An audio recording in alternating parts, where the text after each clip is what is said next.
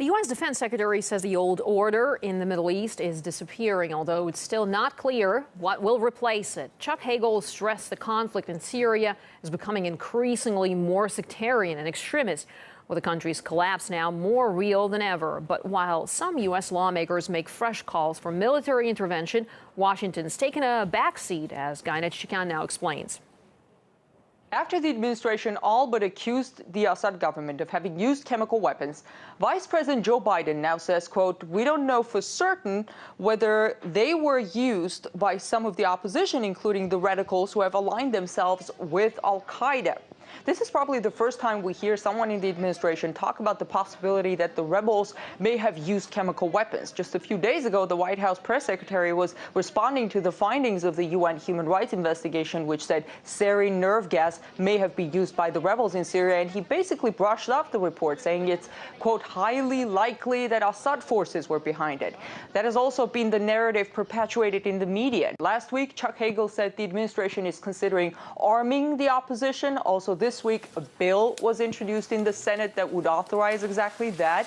Chuck Hagel delivered a speech at this conference in Washington where several commanders of the Free Syrian Army were also invited. In that speech, he did not mention arming the rebels. He said this.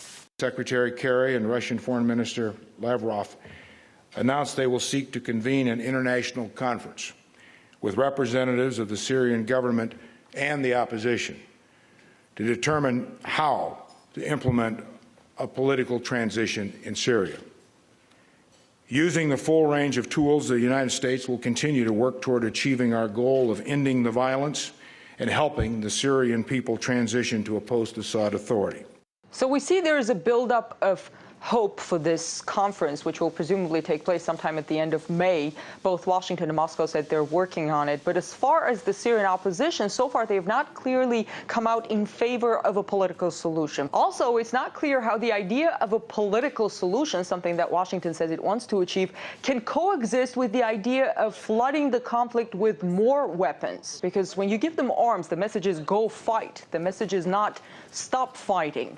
So it seems that arming the rebels contradicts the core message of this Geneva communique, and both Washington and Moscow say they want this upcoming conference to be based on that Geneva communique, and that message is basically stop fighting and find a political solution.